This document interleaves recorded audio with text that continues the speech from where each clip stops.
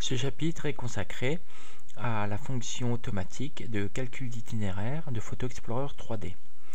Donc en effet, Photo Explorer 3D intègre un réseau routier Navtec qui est intégré dans le GPS de voiture TomTom.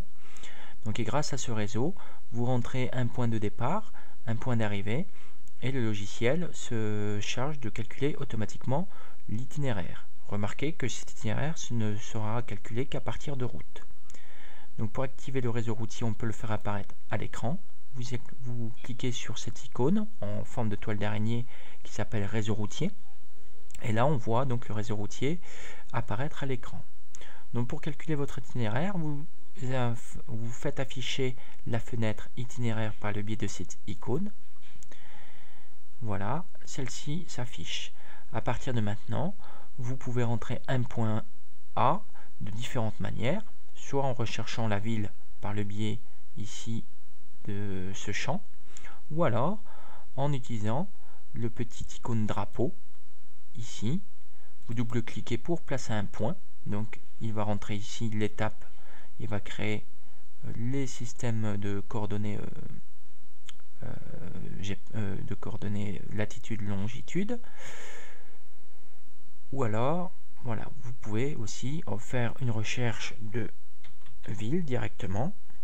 Vous rentrez donc ici et au fur et à mesure il vous propose, vous pouvez donc, une fois que vous avez sélectionné une ville, la valider, vous faites ajouter et vous pouvez lui dire je vais de Saxy-Bourdon jusqu'à Nevers. Vous double-cliquez, voilà, il vous le place. Si vous voulez l'ajouter dans votre parcours, vous cliquez ici sur ajouter. Donc je vais supprimer ici ce premier point. On aurait pu aussi les déplacer de cette manière. Voilà, là je lui demande de calculer l'itinéraire de Saxy-Bourdon à Nevers. Donc avant de le calculer, on va vérifier des options.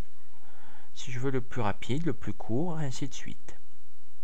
Donc aussi, c'est à la fin du calcul, il va générer soit une trace, soit une route. Vous pouvez activer soit l'un, soit l'autre, soit les deux.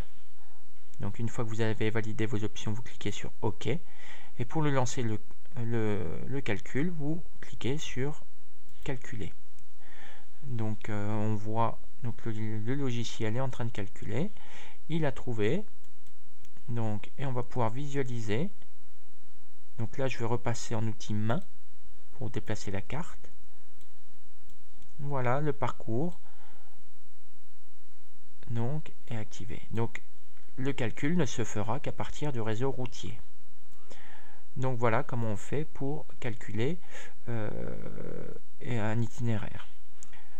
Donc vous prenez, puisque je lui ai demandé de convertir son calcul en trace, vous prenez l'option trace. Et si vous voulez enregistrer le parcours sur votre ordinateur, il va falloir ici cliquer enregistrer.